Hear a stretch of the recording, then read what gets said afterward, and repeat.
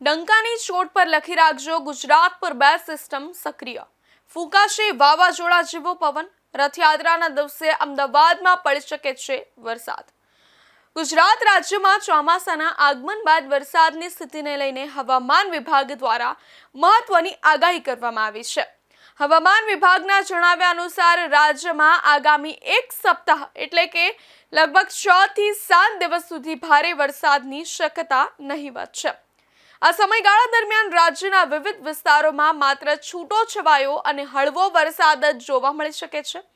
દેશના અનેક ભાગોમાં ચોમાસું ફરી સક્રિય બન્યું છે અને 15 જુલાઈ માટે દેશના 22 રાજ્યોમાં ભારે વરસાદ, ગાજવીજ અને તેજ પવનનું એલર્ટ જાહેર કર્યું છે. રાજ્યમાં વરસાદની સ્થિતિ અને આગાહી. હવામાન વિભાગની આગાહી મુજબ આગામી 6 દિવસો દરમિયાન દક્ષિણ ગુજરાત, મધ્ય ગુજરાત અને ઉત્તર ગુજરાતના વિવિધ વિસ્તારોમાં હળવો વરસાદ પડવાની સંભાવના છે. દક્ષિણ ગુજરાત અને સૌરાષ્ટ્રના કેટલાક વિસ્તારોમાં સામાન્ય વરસાદ વરસી શકે છે. આ દરમિયાન પવનની ગતિ સામાન્ય રીતે 25 થી 30 કિલોમીટર પ્રતિ કલાકની રહેશે.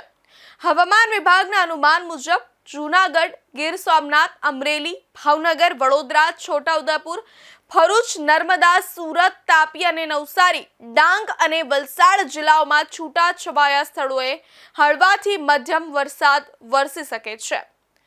રથયાત્રાના દિવસે અમદાવાદમાં વરસાદના સંકેતો સામે આવી રહ્યા છે. અમદાવાદવાસીઓ માટે ખાસ સમાચાર એ છે કે ભગવાન જગન્નાથની રથયાત્રાના દિવસે શહેરમાં વરસાદી છાંટા પડવાની સંભાવના વ્યક્ત કરવામાં આવી રહી છે.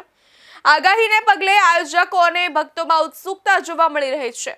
હવામાન વિભાગે લોકોને ખરાબ હવામાન દરમિયાન અનાવશ્યક મુસાફરી ટાળવા, વીજળીના કડાકા દરમિયાન ખુલ્લા મેદાનમાં ન રહેવા અને હવામાન સંબંધિત સત્તાવાર સૂચનાઓ પર સતત નજર રાખવાની અપીલ કરી છે. ખેડૂતોને પણ પાક અને પશુધનની સુરક્ષા માટે જરૂરી પગલાં લેવા જણાવાયું છે. માછીમારો માટે ખાસ ચેતવણી છે.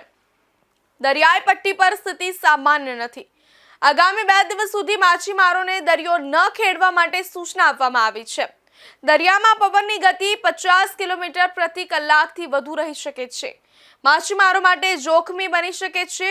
હવામાન વિભાગે સ્પષ્ટતા કરી છે કે હાલમાં મોન્સૂન ટ્રફ રાજસ્થાન, ઉત્તર પ્રદેશ અને પૂર્વ ભારતના રાજ્યો પરથી પસાર થઈ રહ્યું છે, જેના કારણે ગુજરાતમાં વરસાદનું જોર હાલ ઓછું છે.